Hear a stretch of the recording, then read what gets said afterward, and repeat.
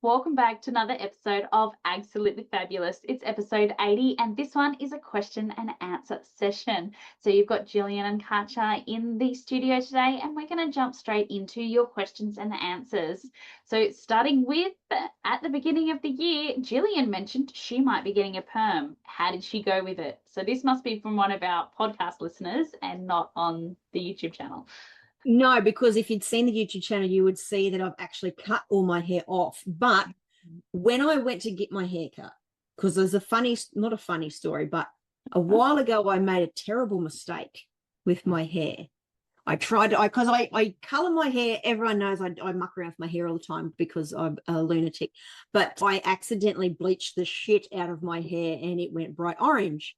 So I have been like just putting toners over the top, and my hair was getting quite long and it was still in good condition, but I was getting a bit sick of the different colors. Like I looked like a tortoiseshell cat a lot of the time.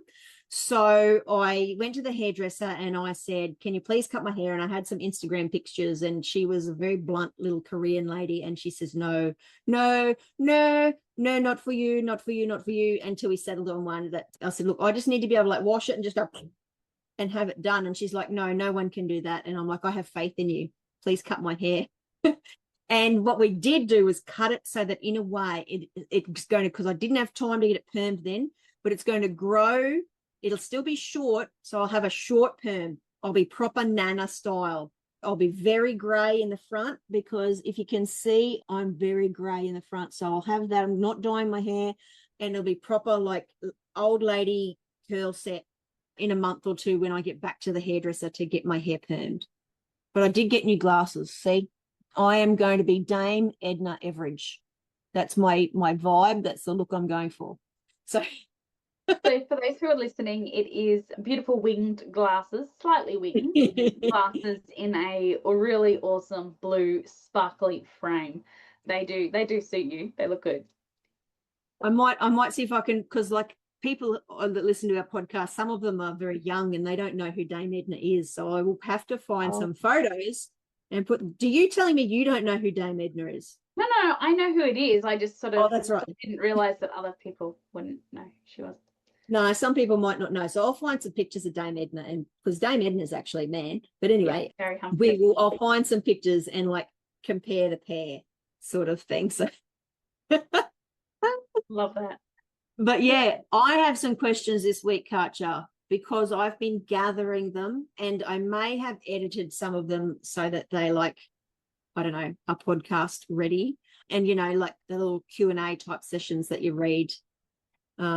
So we juggle a lot, both of us. We've been asked this by a listener. So we do podcasts, run events, ag advocacy. Both of us have businesses and life and children and families, etc. So what is something that people don't see and that we don't talk about behind the scenes that might surprise them? Oh. What is something that we do or you do that might surprise people? Because we're both pretty open on the socials and on the podcast. So what's something that might surprise people that they don't see? Oh, I've stumped her. You have. And I mean, I usually have something quite ready to say. I feel like I'm a bit of an open book. I don't know if there's something that I don't share on the podcast or over on the socials through any of my stuff. I've always got like 1,001 projects going, so I don't really know how to answer this. I guess when we are doing any of our business stuff or our events, it's always like an iceberg, which I guess is kind of what they're asking, like what's at the bottom of the iceberg when you're doing this? Yeah. What's underneath the surface? So much preparation. Gillian was teasing me and probing me because at the beginning of the year I said I wasn't going to take on any more projects, and then I kept being like, oh, this week I'm doing this. But I think that's that preparation. The point I'm trying to get at is everything takes longer than people think, and you can be working on projects for weeks, months, years, particularly in agriculture. If you're doing anything contract wise, it's going to take years to get anything done. So that's probably where I'm going with this. I've waffled until I found my own point, but I guess my own point is planning. So much planning and logistics in the background. I think that is funny because that is the absolute opposite to me. To you? I make zero plans and I just work 10 times as hard to get shit done. Yeah. There are days that I open my calendar and I'm like, oh fuck, I've got to be in Adelaide tomorrow. And I'm just like, oh, and by the way, Mark, I'm leaving now because I have to go and go to a meeting. So I'll just jump in the car.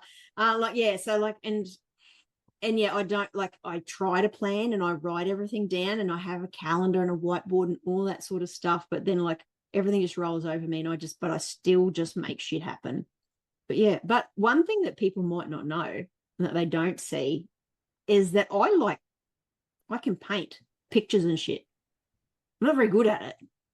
But the other day, I was mucking around in my bedroom and changing all my whole color scheme because I got a new mat because my other one's gross. And I took a painting down because it didn't match the vibe anymore. And there's a fucking great hole in the wall, which reminded me why I hung the picture up in the first place. So I'm like, oh, I don't have anything nice to cover that up. So I'll just smash out a couple of bloody Monet inspired water lily scenes to hang in my bedroom. And so I'll put a picture of them up. So I've got a professionally done a copy of Monet water lilies in the middle and these two on either side that I painted myself. So I'll put them up. But yeah, that's something that people might not know. We have two very different types of chaos running in the background. I think it is easier for me in a certain extent because my kids are bigger. They do not require the same amount of supervision and care that your children do. In that sense, we live very different lives. So I can just go, oh my God, child, you need to teach yourself this week, I'm off. Whereas you cannot abandon your children because some of them are really quite small and they might die if you're not there to care for them. But all right, next question. What has been your biggest, oh shit, what have we done moment since starting the Absolutely Fabulous, and how did we recover from it? An oh shit moment. I don't know, because Gillian and I just like to bite off more than we can chew, and we just chew like hell. So I don't know if we've ever really had a oh shit moment. I know when I was editing some of the podcasts, I'd be like, oh my gosh, that's meant to go up tomorrow, and done some very dodgy last minute edits. Lucky our listeners don't expect a very high professional level from us. If they're still here, if they're still listening, obviously they know what we're like. But if you come here and expecting a really slick, well-produced, well-edited podcast, then I'm very sorry. You're about to be very disappointed. I did get told the other day that when I first started editing, I didn't let any of the profanities come through. There was no language. And then occasionally now, we let a few F-bombs and things go through. And I was like, oh, okay. We do have to be careful, though, because I think the podcast does go out with a G rating. So we have to be really careful because we don't want to get it taken down off any of the platforms. And I do try to watch what I say, but every now and again, I just get too wound up and we have, because we're such expert editors, Katja, we haven't figured out how to make the beep noise. Instagram used to do it for me automatically when I was doing reels, but it doesn't do it anymore. I don't know if they've had an update or something, but whatever. So yeah, an oh shit moment since we started the podcast. I don't know if we've had one either because we haven't attracted any major haters. Just the normal, I think there's only been one that's been of any sort of, that's just an idiot. And I'm pretty adept at putting those sorts of people back in their box. We haven't got any calls from people that says we're going to take you to court or anything like that. That's fine. Don't want that anyway. I don't think we've had one, and we don't need to recover from it because we're actually quite happy what we're doing. I think sometimes we're surprised at our reach. Yeah. When we know that, a couple of the ministers or at least their team listen. Cool to see where the reach goes and who's listening. I always find that really interesting.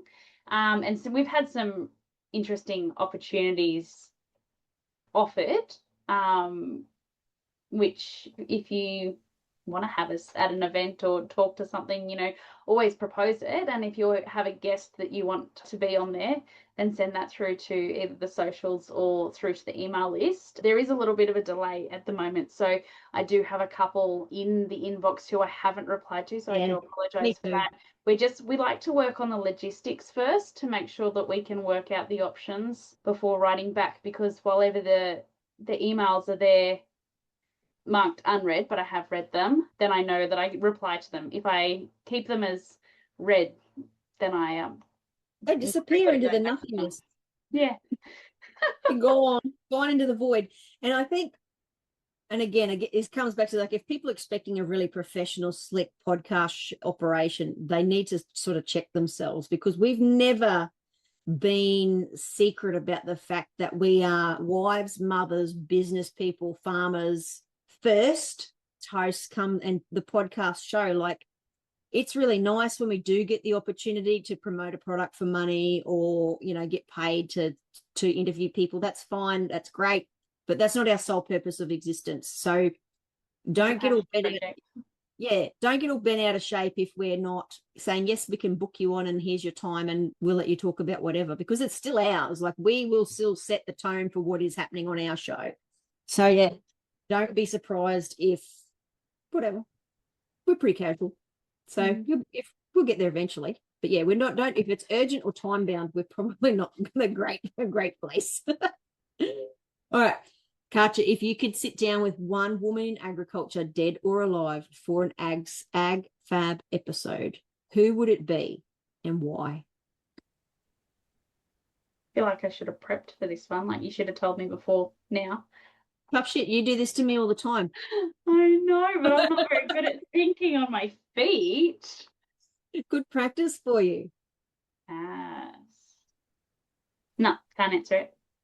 I would like to talk to literally any woman who rolled up on a boat into Sydney Cove and took up with someone, and they said, you know what, Dale, we're going to cross the Blue Mountains with our dray and our couple of mules and a donkey and a handful of mouldy old sheep, if that, and we're going to start a new life in the Western Districts. Can you imagine what those women endured, how they lived, what they grew, what they built, what they encountered, like, all in a big long frock with petticoats and shit? I would like to talk to anyone from like 150 years ago who rolled up in Australia and decided, yep, this is going to be my home, whether I have a choice to be here or not, like, and now I'm going to start growing vegetables, or I'm going to start running sheep, or like, because like, it was hard enough for men in those days, but to be a woman and then go so far from the very meager amount of civilization. And yet you see all these women in the history books and, you know, old family photos and those sorts of things, and they still had on the big frocks, and they've made little English cottage gardens in the middle of like a dubbo, like where there was nothing, and, you know, made little cottages and little homes, and had children and raised them up and hand sew and everything, in addition to tending the, you know, the home garden and chickens and milking cows and that sort of stuff. Like, that was just being like, how, like, people say, oh, we're so busy. I don't think so. Like, I have not had to milk a cow my entire life, so I think I'm doing pretty well. I think my answer, actually, now that I've had time to think about it, is that because I talk to women in agriculture all the time, whether they're the farmer or whether they're the wife or the partner, and I love doing that. It's, you know, it's my basis for starting the Ultimate Farm Wife. It's the basis of starting the Harvest Her Power conference. So they're just conversations that I love to have. I love to have real conversations with real people who are in agriculture, and whether they're farming alongside their partner, whether they're doing the book work, or whether they've got an off-farm income and they're trying to balance both worlds. I love those conversations, and I love deep diving into them about what it is that they found hard, but more than that, how did they problem solve? How did they get out of that? Or what did they learn from it that they want someone else to know that will stop them having to try and figure it out themselves and feel lonely and isolated while doing it? Because chances are, if we are experiencing something on farm, someone else has. And being able to have open, evergreen conversations about this, and I mean evergreen because, you know, they're up on they're up on YouTube, and they're up on all major podcasting platforms, so you can revisit them. I did see in an Australian Women in Agriculture forum that episode 10, I think, was shared in there the other day for a lady that had twins, and they were like, you need to listen to this podcast and start with this episode, because you'll find so many tips around farming and kids and everything else to be able to do that. So very passionate. You just helped me at the start. All right, here's another one for you. We both have strong opinions and personalities. What is something that we both completely disagree on? Homesteading. I disagree with it. I just couldn't be asked doing it. Raw milk. I don't know. What do we are two very different personalities, and we are in two very different worlds, considering we're both women in ag, in livestock productions. Our enterprises are so different. But do we have something that we really have opposing opinions on? I don't know. Glad wrap, plastics, like microplastics. You're happy to. I'm prepared to die from microplastics for convenience. Carter, not so much. But I think that's part of it, though, because even though we don't agree, we also don't care like what the other person is like wants to do, because it's none of my business. If you want to homestead, knock yourself out. Oh, I'm not going to do it. Yes. You want to make jams, go right ahead. Yeah, because like we can disagree on stuff, but I'm still not going to care that you do it. Yeah. Yeah, I don't know. Maybe something will come up in the future. If we keep having, if you've listened to some of our previous, like this month's podcast before, you know, we've got some pretty strong views, and they're not exactly the same, but we can see each other's point of view. And I think that's it. We can always see each other's point. And I think more people need to be able to do that instead of just being, you're a terrible person, unless it is like actually a terrible thing that you want to support, because some things are terrible, and we don't come for hate. We will not tolerate hate. Even if it's someone we don't particularly like, you don't get to hate them sort of in under our brand. Go away. We don't play with that nonsense. But yeah. All right, next one.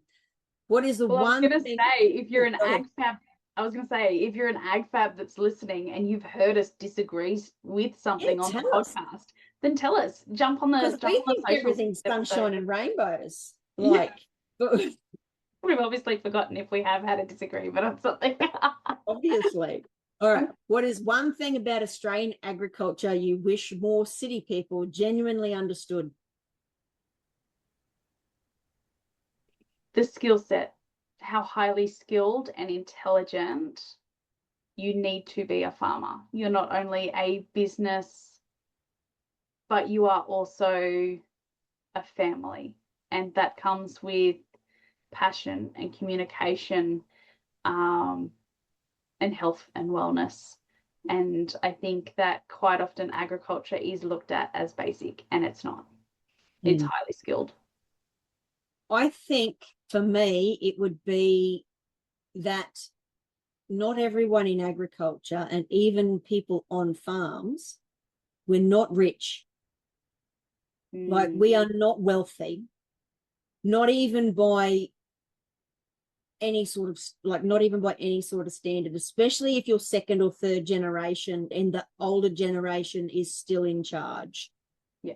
I think that's probably something I would like people to understand the most, is that there's a perception that because we have fairly modern four-wheel drives that do cost a lot of money, that often our kids do have to go to a private school because there are no other options, that our hobbies do look quite expensive. And I cannot justify camp drafting. That is a fucking complete waste of money.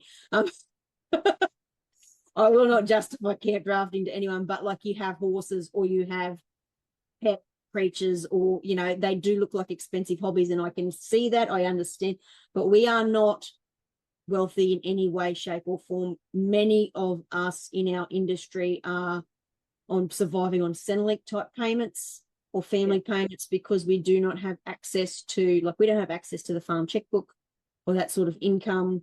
You know, we rely heavily on support from others. We, especially if you're the woman, like the partner of the farming son, you don't often have the capacity to earn your own off-farm income or be independent or have any of those sorts of things. So you're incredibly reliant on someone else for your very existence, which puts you in a very precarious situation. If people could understand that a lot of us in agriculture face some very similar challenges to a lot of people who live in urban areas around security and housing and all those sorts of every stresses and support and looking after children. I think if we could bridge that, and it goes both ways. We need people in ag need to acknowledge that not everyone in the cities, you know, inner city latte sipper. So we need to sort of, if we could come to those sort of agreements and acknowledge that we both have very similar sort of struggles from both sides of the fence, I think would go a long way towards building a more productive relationship between city and country. Okay, last one. You'll have to put your thinking cap on for this one too, because it involves you remembering stuff. What is the most unhinged, hilarious, or unexpected message you've received from a listener so far?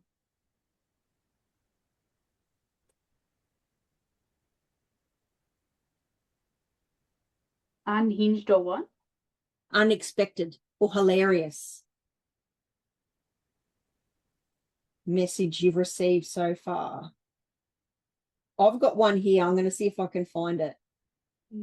Because, you know, we're asking for women's stories, and a woman sent me her story, and she has had a life and a half. I'm just trying to see where it is. But yeah, you have a think while I find this. Might be on the wrong platform. I get so many messages of just people having comments on previous episodes, or like saying, like, I really resonate with this episode, or I agree, but I haven't really had anything like disagreements or particularly funny, I don't think. I got told the other day that I am teaching people new swear words. Oh, did you? And they're very happy for that, because they are including things that I say in their everyday vernacular. All right, okay, so here we go. This is a message from a wild woman. Like, she is a wild woman, and I won't name her because I don't want to, you know, give away any of her secrets or anything. But this is a bit of her backstory, because, well, we did put a post up asking for incredible rural women to share their story. So this lady moved to Ningen when she got married to her husband. She had been a nurse at Dubbo. She was a nurse at the local hospital until a flood came and they had to take the last patient out on a helicopter. So then when she finally got home, she got a job as an editor of the Ningen newspaper. She had zero experience, just 100% just on get in there and get it done, lady, and started working on the Australian Working Stock Dog magazine when her first child was born. Like, how impressive is this so far?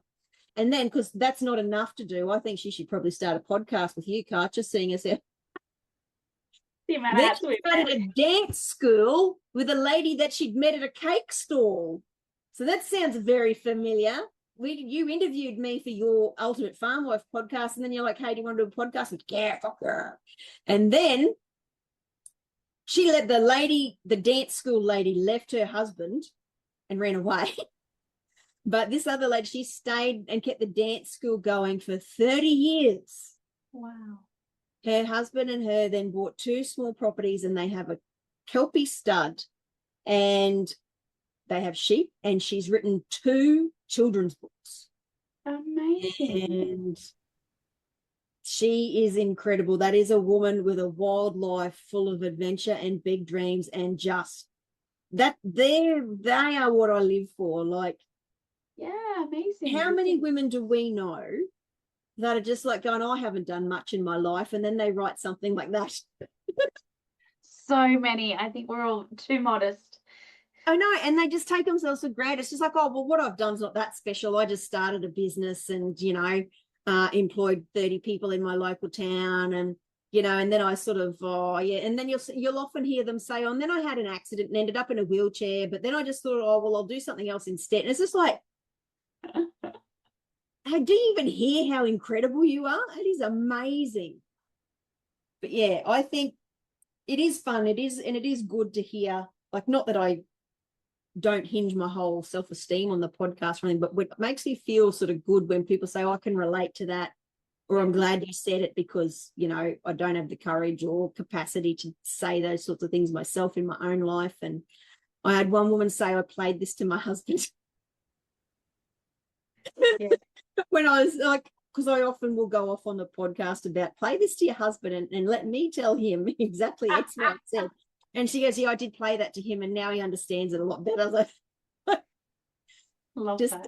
train out here training them one husband at a time. But it's just, yeah, I think it's the connection. It's the connection that I enjoy.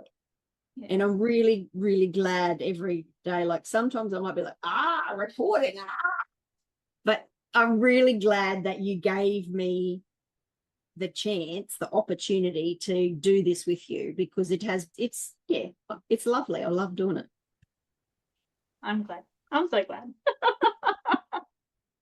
And not to mention the fact that we were total strangers We were. when we started doing the podcast.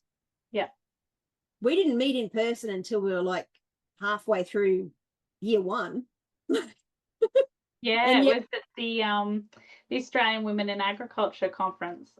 yeah, and then because then we were just total strangers, but we started hanging out together every week, telling each other very intimate stories of our lives. Trauma dumping. And then traumatizing everybody else who's listening. I think that's a fun fact. I'm not sure if many of our ag fabs would know that we didn't know each other beforehand. We were just two randoms on the internet. And I was like, hey, Yeah. Jillian, come do this with me. Yeah, I have this thought. I have this idea. Yeah. And I think other people might not know that the name Absolutely Fabulous actually came from one of my Twitter followers. Yes. I just said, I'm going to do this. What should we call it? And some random bloke, I don't even think he's on Twitter anymore, said, oh, what about this? And I'm like, grabbing that. That's an excellent name. And I'd never got the chance to send him a merch pack or anything, because he just sort of disappeared. And it's like, that's really sad. But if you do listen to this, old mate, which is highly unlikely and unusual, but if you are listening, please send me a message and I will definitely send you some stuff. We're doing question and answers once a month because you're sending us enough to be able to make a dedicated episode to it. So please keep sending through your reels, your articles, because we love discussing all things beyond the headline and closing the urban-rural divide. We love agriculture. We live two very different worlds, very different lives, but we love coming together each and every week for you guys. So thank you so much. And thanks for listening. Without you guys, without the community, it'd be just Katja and I talking to each other, which would be weird and unusual. But I don't know, there's plenty of podcasts out there where it's just two dudes sitting in a room talking bulk rot to each other. So why can't we? Women in male-dominated fields, yeah.